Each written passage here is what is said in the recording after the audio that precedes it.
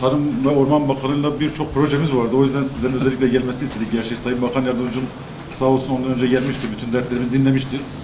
Bugün de sizlerle birlikte Siirt'in önemli kronikleşmiş sorunlarıyla ilgili değerlendirmelerimizi yaptık. İnşallah sizden de güzel haberler alacağız, müjdeler alacağız.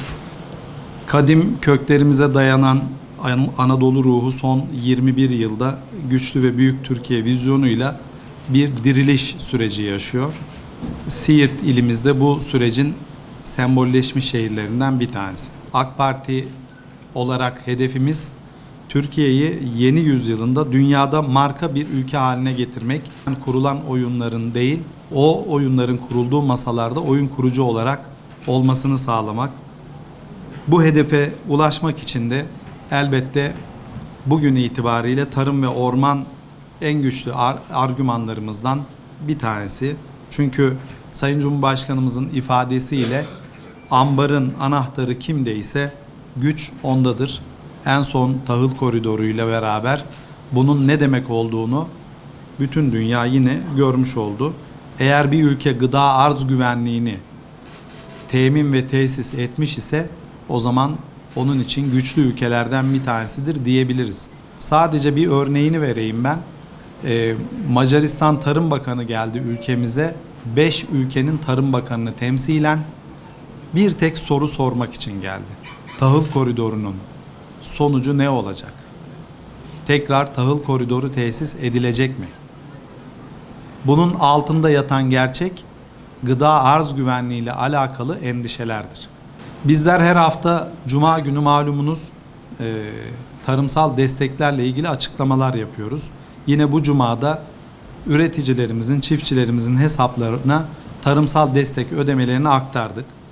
Hayvan hastalığı tazminatı gibi, süt analizi gibi ya da yağlı tohumlu bitkiler, sertifikalı tohum üretimi gibi destekler ya da özellikle de gençlerimizi, genç erkek ve kadın kardeşlerimizi ilgilendiren Uzman Eller Projesi destekleriyle toplamda 300 milyon liralık tarımsal destek ödemelerini bugün kardeşlerimizin hesabına aktardık.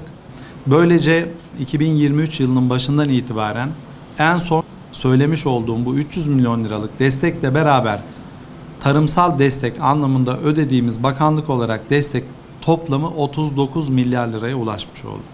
Amacımız Türkiye'nin her tarafında gıda arz güvenliğini hem kendi ülkemizde tesis etmek hem de daha fazla üreterek, daha kaliteli üreterek, daha verimli üretim yaparak geçtiğimiz yıl 30 milyar dolara yükselmiş olan bu ülkenin tarımsal ürün ihracatını 35 milyar dolarlara, 40 milyar dolarlara çıkarmaktır hedefimiz. Siirt'in biz biliyoruz ki medeniyetlerin ve ticaret yollarının kesişim noktasında olduğunu, bu özelliğinden dolayı da hakikaten güçlü bir kültürel altyapıya sahip. Geçiş güzergahında olması sebebiyle de tarımsal üretimin adeta merkezi konumunda. Bugün 12 bin çiftçimiz yaklaşık 2,1 milyon dekarda üretim yapıyor.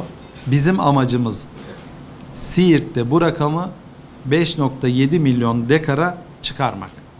Bakanlık olarak Siirt'in tarım, orman ve su potansiyelini verimli kullanması için projelere imza attık ama biz de biliyoruz ki daha geliştirilecek alanlarımız var. Arılı kovan varlığımızın artırılmasıyla alakalı projeler devam ediyor. Son 21 yılda da yine arılı kovanlarımız 8 kat artmış, 178 bine çıkmış.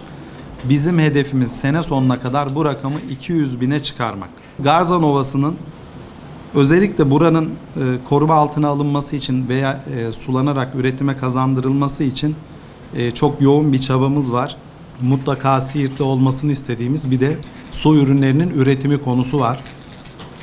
Alkumru Barajı'nda 5600 tonluk bir balık üretimi için özel sektörün önünü açtık. Ama orada istediğimiz üretim tonajına yakalayamadık. Bu konuda arkadaşlarımıza sabah da talimatını verdik. Yakından da kendilerini takip edeceğiz. Türkiye 100 yılı üretimin ve üreticinin 100 yılı olacak İnşallah.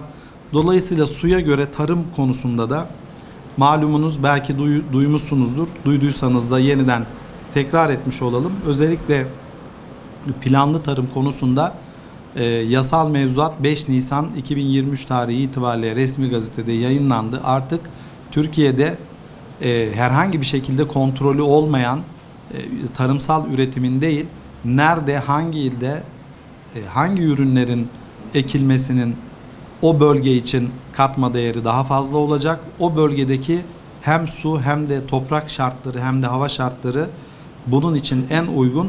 Bunun planlamasını yapacağız ve illerle beraber netice itibariyle en yüksek sonucu almaya çalışacağız. Bu konuda 81 ilde arkadaşlarımız toplantılar yaptılar.